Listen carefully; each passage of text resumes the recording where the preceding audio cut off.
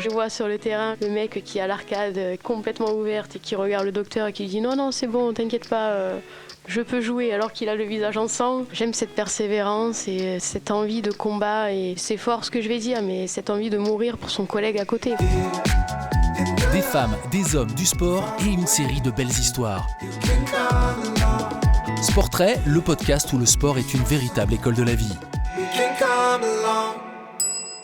Je m'appelle Justine Benoît, j'ai 32 ans et je suis team manager au rugby club toulonnais.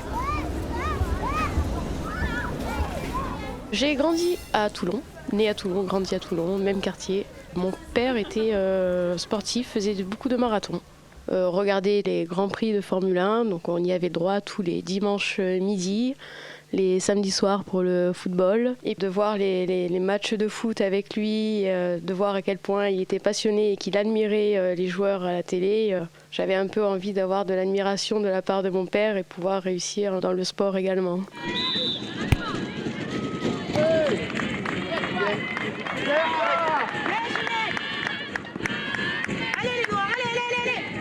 Je suis rentrée dans un club de foot à 14 ans, en première équipe féminine de La Valette, à côté du quartier où j'ai grandi à Toulon. Et c'était difficile parce que les filles n'étaient pas forcément acceptées.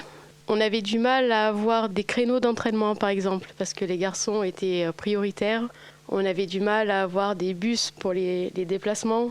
Donc il a fallu qu'on se batte, qu'on montre qu'on méritait autant que les garçons.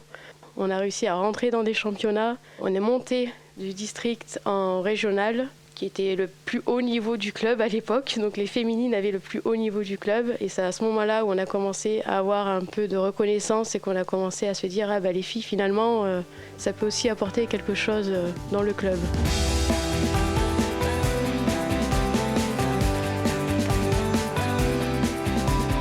Le girl power, effectivement, les Spice Girls, où j'étais déjà fan de Mélanie, alors je ne sais plus si c'est B ou C, la sportive. Et ce côté-là où les femmes s'assumaient totalement, et comme si elles pouvaient complètement dominer le monde. J'adorais ça. J'aurais tellement voulu être comme elles, mais j'étais tellement timide à cette époque que pour moi c'était inconcevable.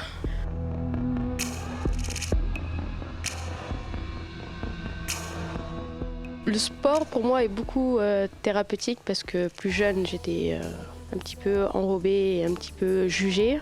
À 14 ans je rentrais sur un terrain, je regardais mes crampons et je regardais pas tout ce qu'il y avait autour, les spectateurs et tout ce qui va avec.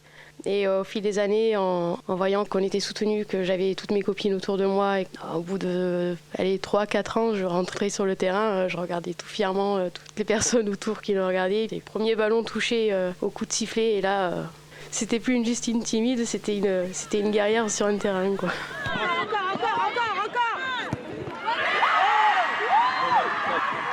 Le vestiaire, le football m'ont appris à assumer d'aimer les femmes. À 14 ans, quand on voit deux femmes ensemble, on pense que c'est pas normal parce que c'est ce qu'on nous apprend depuis petit. Alors que dans le sport collectif féminin, c'est mieux accepté. De voir des personnes qui le vivent très bien, qui n'ont pas peur de la critique et du regard des autres, effectivement, je me suis dit, Justine, pourquoi pas accepter qui tu es. Si elles le vivent très bien, tu pourras aussi le vivre très bien. Dans le vestiaire, on est tous là dans le même but. Le but, c'est que tout le monde s'entende pour atteindre un objectif. Et finalement, quand on sort de là et qu'on accepte tout ça, on s'assume à l'extérieur et on est accepté par tout le monde. En partie.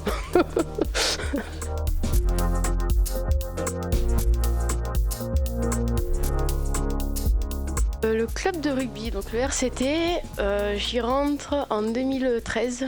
Par pur hasard, par chance, je réponds à un statut Facebook où on recherche un poste de logistique. Et puis, au bout de 2 ans, je suis promue en tant que coordinatrice sportive. Donc, tout ce qui est logistique équipe. Et puis, encore 2 ou 3 ans après, j'ai un ancien team manager qui quitte le RCT pour aller à Montpellier. Et là, on me propose ce poste. Le président de l'époque, M. Boudjelal, m'a fait totalement confiance et m'a promu au poste de team manager d'une équipe de rugby professionnelle, meilleure équipe d'Europe à l'époque.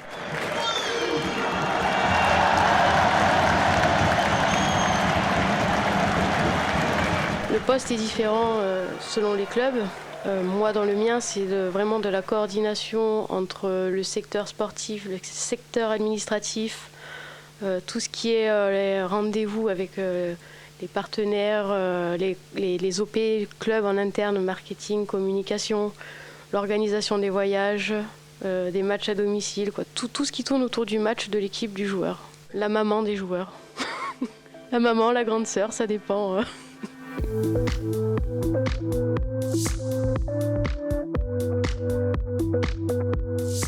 Moi, je suis une combattante, comme les joueurs sont des combattants. Et quand on rentre dans le vestiaire, qu'on rentre dans un stade, on n'a qu'une envie, c'est d'arriver, de rentrer sur le terrain et de tout casser. Je rentre pas sur le terrain, je rentre sur le terrain à travers eux. Je vois leur regard et leur manière de rentrer sur le terrain, de vouloir se battre. Et le fait d'avoir fait ce sport collectif, d'avoir cette notion de combat et de solidarité, que je vienne du foot ou qu'ils viennent du rugby, ça reste la même en fait. Je pense que c'est ce qui a fait que j'ai pu m'en sortir dans ce milieu. On stabilise. Reste en bas.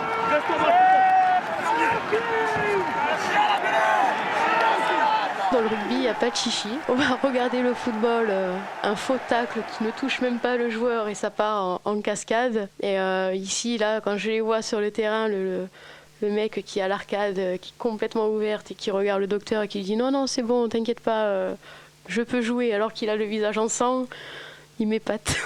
Ouais, j'aime cette persévérance et cette envie de combat. Et c'est fort ce que je vais dire, mais cette envie de mourir pour son collègue à côté, quoi.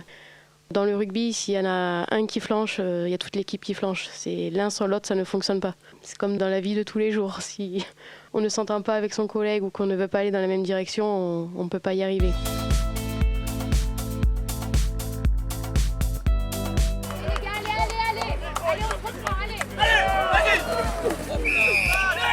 Les 3 valeurs du sport les plus inspirantes, alors pour moi, il y a la solidarité, le combat.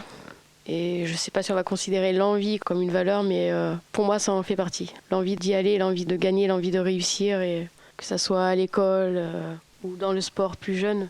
On me comparait à une dodoche quand je faisais de l'athlétisme au collège. On me comparait au Ferrari qui courait vite devant. Donc j'étais toujours un petit peu à la ramasse.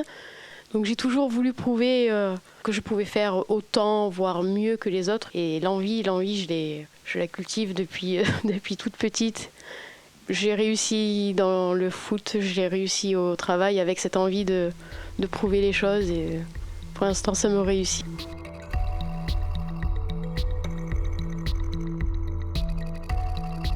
Prochain challenge, intégrer une équipe de rugby féminine.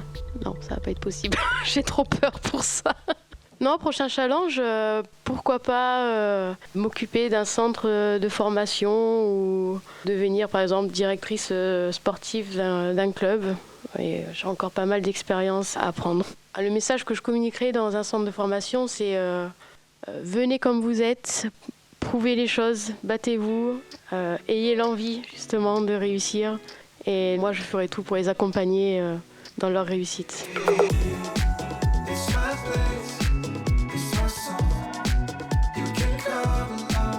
Retrouvez l'intégralité de la série Sportrait sur vos plateformes de podcast préférées et sur Le Sport comme école de la vie, le web magazine de Crédit Agricole.